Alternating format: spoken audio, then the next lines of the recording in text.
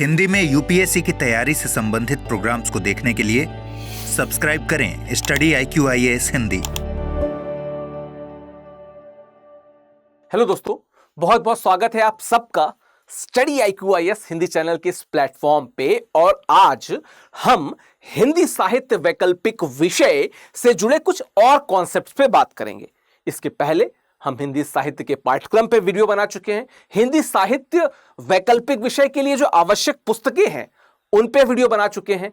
हिंदी साहित्य के लिए जो सर्वश्रेष्ठ स्ट्रेटजी रहेगी हम उस पे भी वीडियो बना सकते हैं। आप प्लेलिस्ट में जाके देख सकते हैं, बना चुके हैं। ठीक है, आज जिन कॉन्सेप्ट्स पे हम बात करने वाले हैं, जब आप हिंदी साहित्य पढ़ेंगे, हिंदी साहित्य में हिंदी साहित्य का इतिहास पढ़ेंगे, हिंदी साहित्य के इतिहास में जब आप आदिकाल, भक्तिकाल, रीतिकाल और आधुनिक काल से गुजरेंगे तो उस दौरान जो सबसे प्रमुख काल है जिसके बहुत सारे कवियों को आप डिटेल में पढ़ेंगे, यानी कि भक्तिकाल जब आप पढ़ेंगे तो इन कॉन्सेप्ट से होकर आप गुजरेंगे। और अक्सर बच्चे कंफ्यूज रहते हैं कि इन कॉन्सेप्ट्स का अर्थ कहां ढूंढें, क्योंकि बहुत डिटेल में कहीं नहीं मिलता है।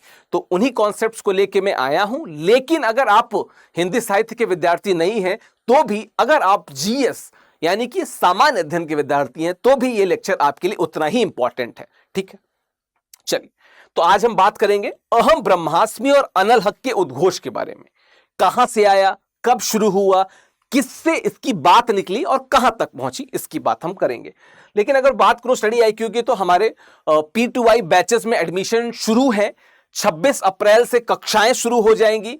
अगर आप विकास लाइव कोड का प्रयोग करके studiiq.com पे जाके इस कोर्स को परचेस करते हैं तो मात्र 29,999 में आपको ये कोर्स मिल जाएगा। मात्र 29,999 में आपको ये कोर्स मिल जाएगा। लेकिन आपको विकास लाइव कोड का प्रयोग करना पड़ेगा।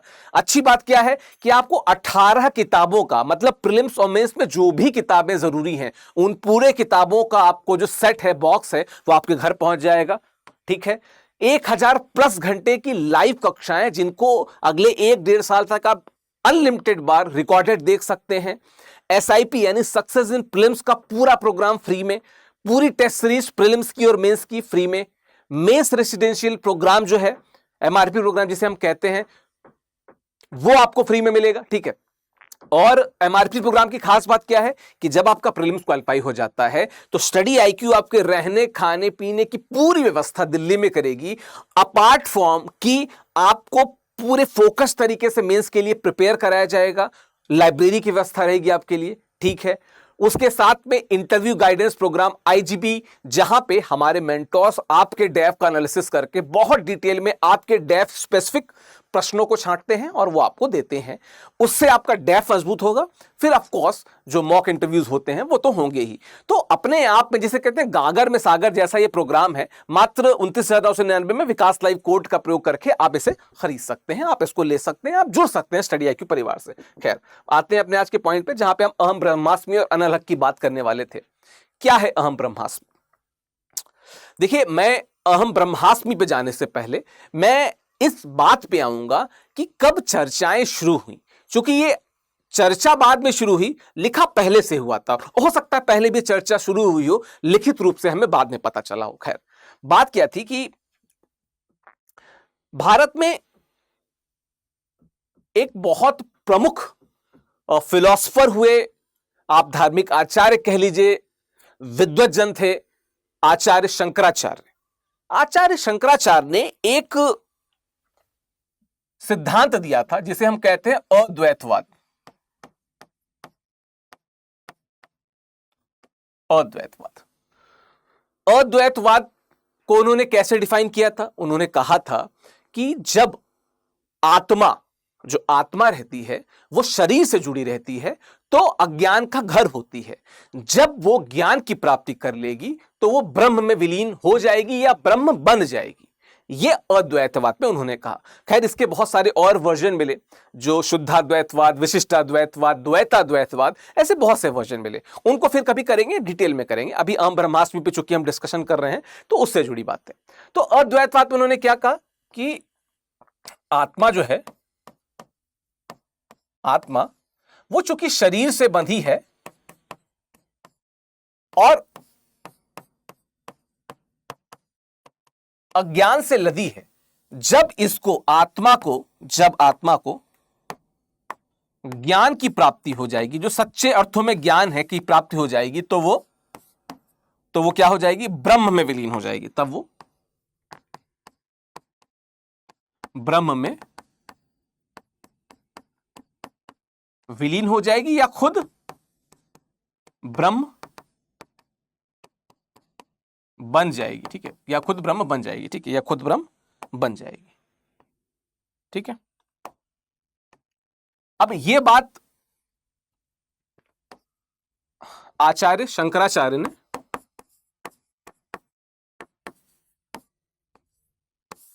अपने अनुयायियों, अपने फॉलोअर्स, अपने स्टूडेंट से बोली, और फिर उनको एक प्रश्न दिया कि आप जाके खोजिए कि जो भारत का पौराणिक इतिहास रहा, जो आध्यात्मिक इतिहास रहा, उसमें जो ग्रंथ लिखे गए, जो स्क्रिप्चर्स लिखे गए, उसमें कहां पे आपको इस अद्वैतवाद की छटा दिखाई देती है। अब ये प्रश्न बड़ा ही बौद्धिक प्रश्न था, और अनटिल एंड अनलेस उनके किसी स्टूडेंट को वेदों के बारे में पता रहता, कोई वहां तक नहीं पहुंच पाता।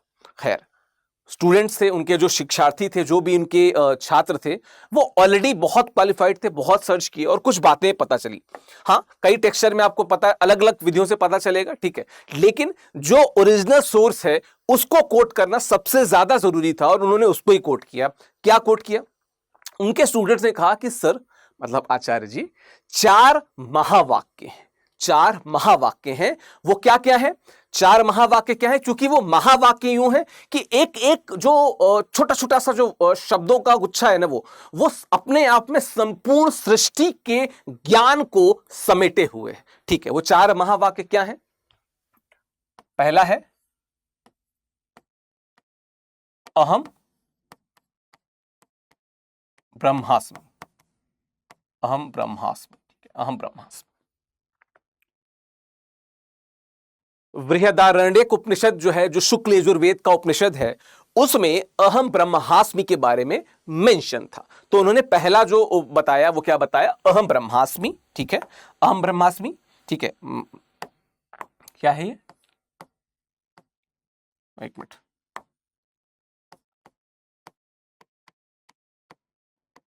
बृहदारण्यक उपनिषद शुक्ल यजुर्वेद। ठीक है, ये हो गया पहला। अहम ब्रह्मास्मि का अर्थ है मैं ही ब्रह्म हूं। ठीक है, मैं ही ब्रह्म। बात किया जाए उसके बाद की, तो जो दूसरा था वो था क्या? तत्त्वमसि। क्या तुम भी ब्रह्म हो, या वह भी ब्रह्म है जो देख रहा है, सुन रहा है, समझ रहा है? ठीक है, तो तुम भी ब्रह्म हो, तत्त्वमसि। यह किस में मिलता है? यह मिलता है छांदोग्य उपनिषद में।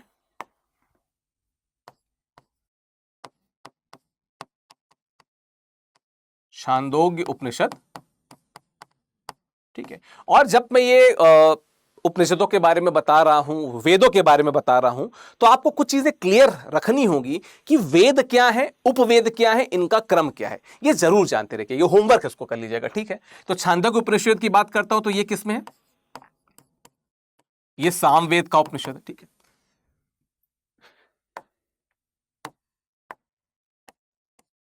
जो तीसरा मूल वाक्य था, ठीक है, उस मूल वाक्य में लिखा था अयम आत्मान ब्रह्म। ठीक है, अयम आत्मानम, न पे नहीं होगा हलंत,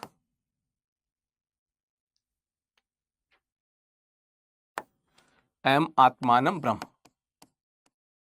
अयम आत्मानम ब्रह्म मतलब यह आत्मा ही ब्रह्म है, या यह आत्मा भी ब्रह्म है। ठीक है, यह आत्मा भी ब्रह्म है, या आत्मा ही ब्रह्म है। यह कहां पर मिलता है? यह मिलता है मांडूक्य उपनिषद।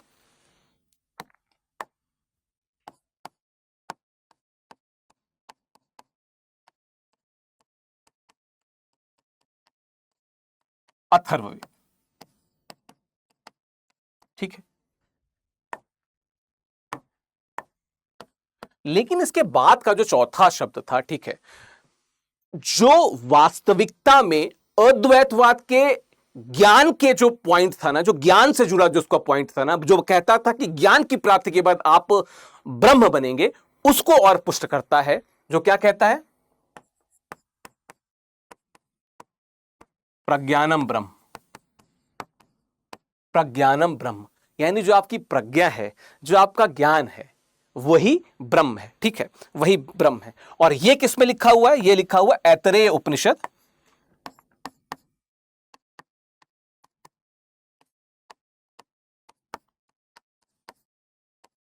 जो कि जुड़ा है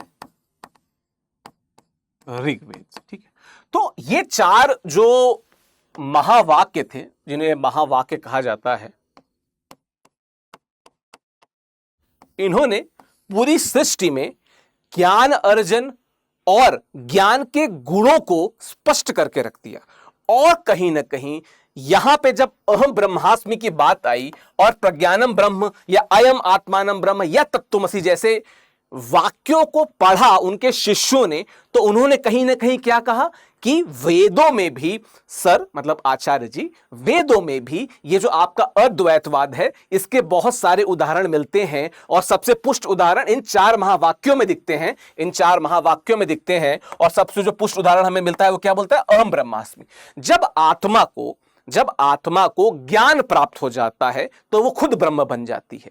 जब आत्मा को ज्ञान प्राप्त हो जाता है तो वो स्वयं ब्रह्म बन जाती है। और सिर्फ ये नहीं कि वो स्वयं ब्रह्म बनती है, वो बाकी आत्माओं के भी ब्रह्म होने का, यानी कि उनको मुक्ति या मोक्ष प्रदान करने की बात करती है। तब वो क्या कहती है?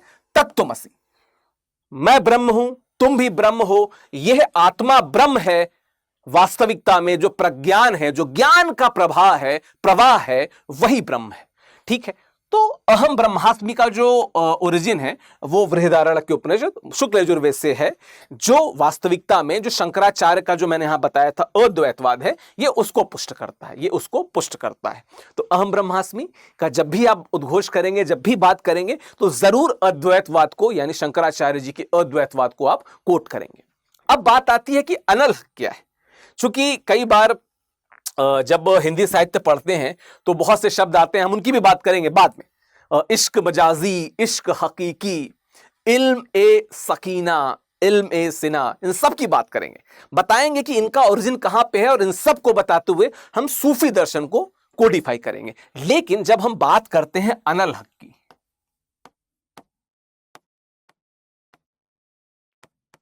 अनल हक की, तो ये कहां से आ जाता है? ये एक ऐसा कॉन्सेप्ट है जिसको जब आप पढ़ेंगे तो कहीं ना कहीं भारत में जो गंगा जमनी तहजीब विकसित हुई थी ना, उसके ओरिजिन को समझ पाएंगे। ये क्या कहता है? कहने को तो ये भी वही कहता है कि मैं ब्रह्म हूं, मैं ही गुरु हूं, मैं ही सर्वोच्च हूं, मैं ही सर्वोच्च सत्ता हूं। अनल हक भी वही कहता है जो अहम ब्रह्मास्मि कहता है। लेकिन इसके पीछे का जो कॉन्सेप्ट है उसका एक छोटा सा इतिहास है। क्या है?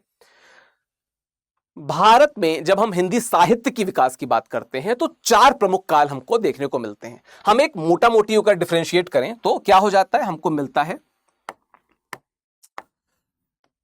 आदिकाल,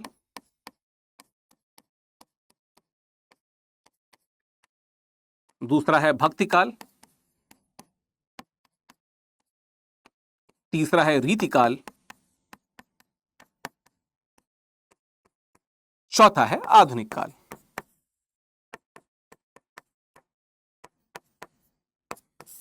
चौथा है आधुनिक काल। ठीक है, और अगर एक लंप सम इनको एज टाइम बताया जाए तो वैसे तो आदिकाल के लिए अगर कहा जाता है तो लगभग 10वीं शताब्दी को बोला जाता है, पर आप इसको 7 से 10 शताब्दी कर दीजिए तो आपके लिए थोड़ा सा बेटर होगा। तो क्या कह सकते हैं? 7 से 10वीं शताब्दी से लेके 14वीं शताब्दी तक, इसको लगभग 14वीं शताब्दी से लेके 17वीं शताब्दी तक, रीतिकाल को 17वीं शताब्दी से लेके लगभग 19वीं शताब्दी तक।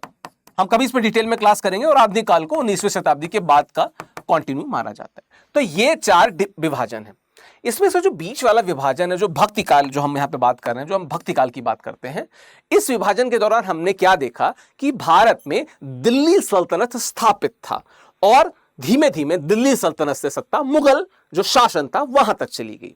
इस दौरान स्थानीय स्तर पे जो छोटे छोटे राजे रजवाड़े थे वही बचे थे। कोई मजबूत शासक हमें नहीं दिखने को मिलता है और इसकी शुरुआत हमें आदिकाल से होती ही दिखती है। चूंकि भारत में जो इस्लामिक रूलर्स थे, जो इस्लामिक शासनकर्ता थे, वो शासन कर रहे थे, तो कहीं ना कहीं भारत में जैसे संत थे वैसे ही इस्लाम में भी कुछ संत वर्ग बने। उनमें से एक प्रमुख वर्ग था सूफी वर्ग। कभी इसके नाम पे वापस में चर्चा करेंगे जब प्रॉपर सूफी दर्शन पढ़ेंगे। तो जो सूफी वर्ग था, जो सूफी वर्ग या जो सूफी दर्शन था, ये निश्चित तौर पे इस्लाम से निकला हुआ था, लेकिन इसमें गंगा जमुनी तहजीब की आपको महक दिखेगी। क्यों दिखेगी, उस पे बात करते हैं। जब हम सूफी दर्शन की बात करते हैं तो आपको पता होगा कि इस्लाम में कहा जाता है कि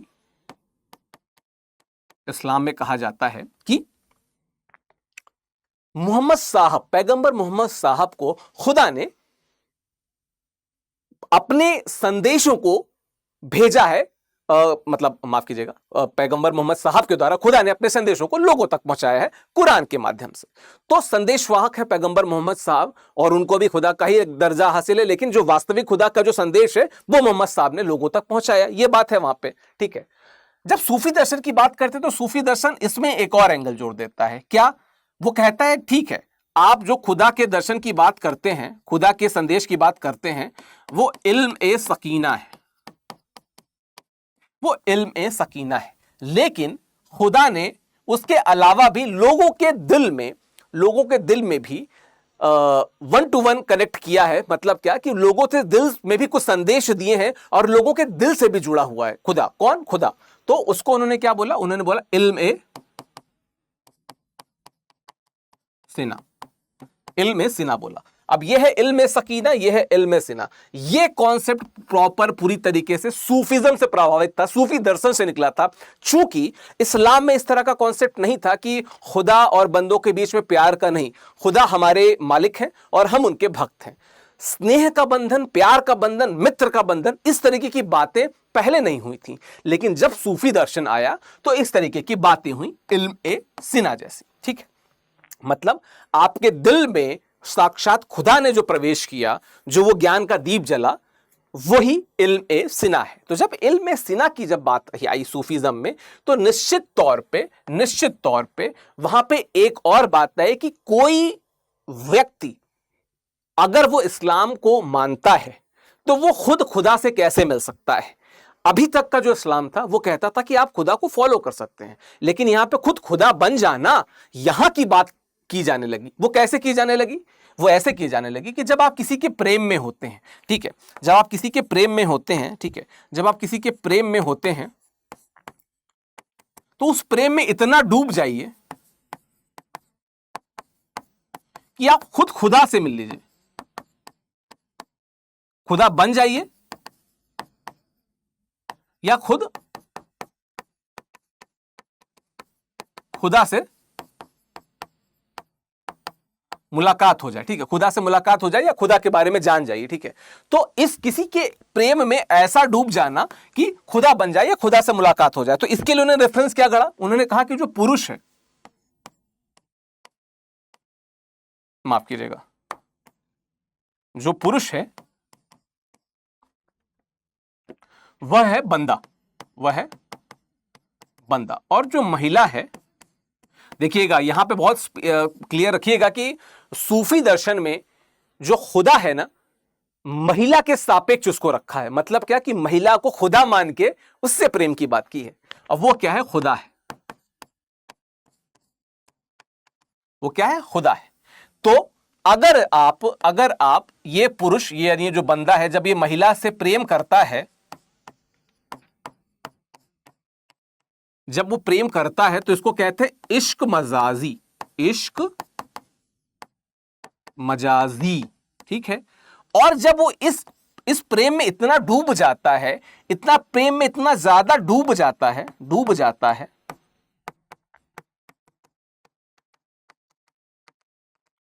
कि वो खुद खुदा बन जाता है, या उसका खुद से खुदा से मुलाकात हो जाती है, खुदा से मिल लेता है। खुदा से मिलना और खुदा बन जाना एक ही बात है। तो वो इतना ज्यादा डूब जाता है कि खुद खुदा से मिल जाता है, ठीक है, खुदा में मिल जाता है, खुदा से मिल जाता है, ठीक है। तो इसको क्या कहते हैं? इसको कहते हैं इश्क हकीकी। इश्क हकीकी, ठीक है, इसको कहते हैं इश्क हकीकी। इतना ज्यादा प्रेम में डूब जाना कि खुद खुदा से मिल लेना, इसको कहते हैं इश्क। इश्क इश्क हकीकी। तो मतलब आप मजाजी से हकीकी तक आ गए, आप इस स्तर पे आप में प्रेम आ गया, आप इतने ज्यादा प्रेम में डूब गए कि आप खुद खुदा बन गए, खुदा से मिल लिए। अब जब यहां तक कॉन्सेप्ट आया तो सूफिज्म अपने विचार तो लेके आ रहा था, जहां पे उसने इश्क हकीकी की बात की।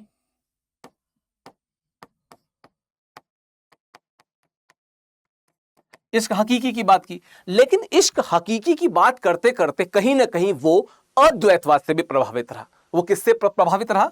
अद्वैतवाद से। अद्वैतवाद से प्रभावित रहा। और जब ये इश्क हकीकी जो था ना, ये जब अद्वैतवाद से मिलता है, तब नारा निकल के आता है, उद्घोष निकल के आता है, अनल हक।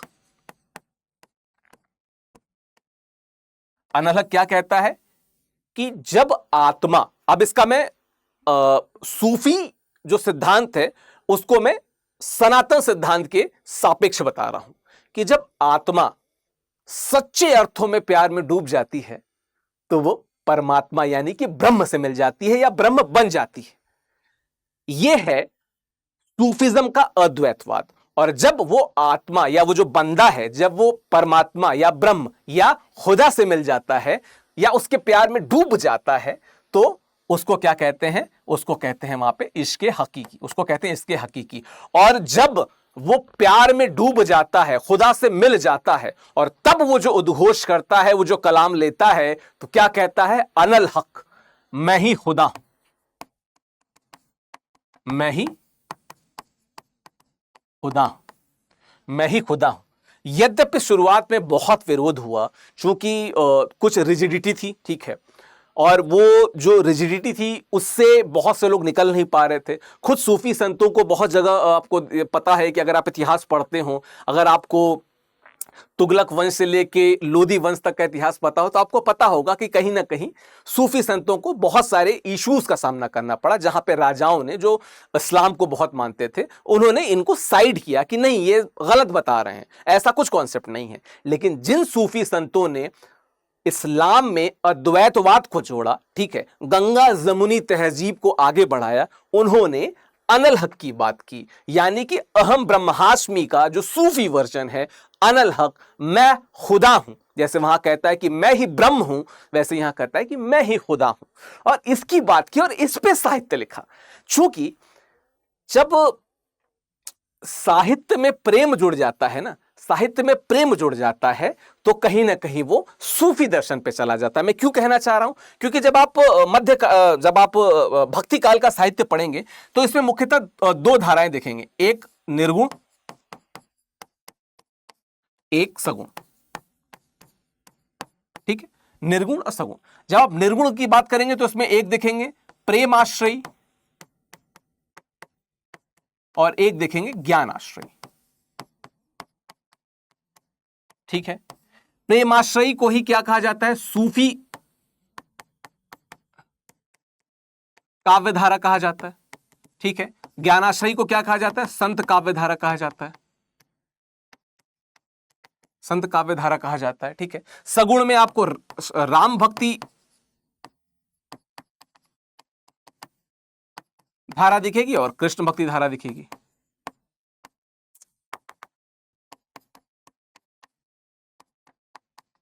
कृष्ण भक्ति धारा दिखेगी, ठीक है। तो ये देखिए कि जब हम ज्ञानाश्रयी शाखा की बात करते हैं ना, जब हम ज्ञानाश्रयी शाखा की बात करते हैं, तो यहां पे आपको चाहे कबीर हो, चाहे रैदास हो, चाहे दादू दयाल हो, आपको यहां पे अद्वैतवाद बहुत दिखेगा, मिलेगा। अद्वैतवाद दिखेगा, जहां पे ज्ञान मोक्ष का साधन है, ज्ञान मोक्ष का साधन है, ज्ञान मोक्ष का साधन है। और ऐसा करने पे जो व्यक्ति खुदा बन जाता है या जो ब्रह्म से विलीन हो जाता है, वो क्या कहता है? अहम ब्रह्मास्मि, अहम ब्रह्मास्मि। लेकिन जब आप प्रेमाश्रय यानी कि सूफी काव्यधारा की बात करेंगे तो ये क्या कहते हैं? ये क्या कहते हैं? जैसे वहां पे बोला गया कि ज्ञान मोक्ष का साधन है, वैसे उन्होंने क्या क्या कि प्रेम जो है वो मोक्ष का साधन है। प्रेम मोक्ष का साधन है। और जैसे वहां पे वो ब्रह्म से मिलके कहता है अहम ब्रह्मास्मि, वहां पे ये खुदा से मिलके या खुदा बन के क्या कहता है, अनल हक,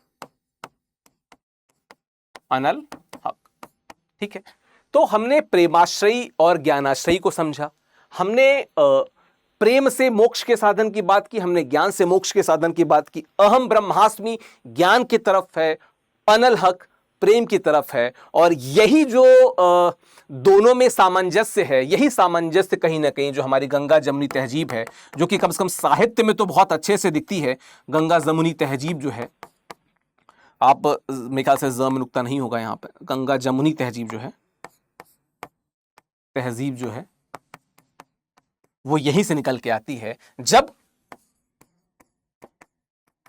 अहम ब्रह्मास्मि मिलता है अनल हक से। ठीक है, खैर इसमें बहुत से और सिद्धांत हैं जिन पे बाद में हम लोग डिटेल में बात करेंगे, बाद में टॉपिक वाइज एक एक पे बात करेंगे, कौन कैसे क्या करता है, किसका क्या मतलब होता है, क्या है सूफी दर्शन, क्या है विशिष्टाद्वैतवाद, क्या है शुद्धाद्वैतवाद। ठीक है, इन सभी विषयों पे मैं वीडियो लाऊंगा, कोशिश करूंगा क्रमबद्ध क्रम तरीके से लाऊं। शुरुआत में कुछ विशेष टॉपिक को लेकर जरूर आ रहा हूं, पर मैं क्रमबद्ध तरीके से पूरा हिंदी का सिलेबस जो है वो ऑनलाइन भी कवर करने की कोशिश करूंगा। लेकिन कुछ चीजें और मैं बताता चलूं कि स्टडी IQ में मैं बहुत जल्दी हिंदी साहित्य का नया बैच लेके आ रहा हूं। ठीक है, तो आप studiiq.com पे अपडेट रहिएगा, स्टडी IQ IAS हिंदी के लाइव और वीडियो सेक्शन में अपडेट रहिएगा, और साथ में आप अपडेट रहिएगा किससे, मेरे टेलीग्राम चैनल से। ठीक है, आपको इसी में शायद जो पहला वीडियो उसमें प्रॉपर उसकी लिंक मिल जाएगी, पर मैं उसका आपको यहां पे बता देता हूं।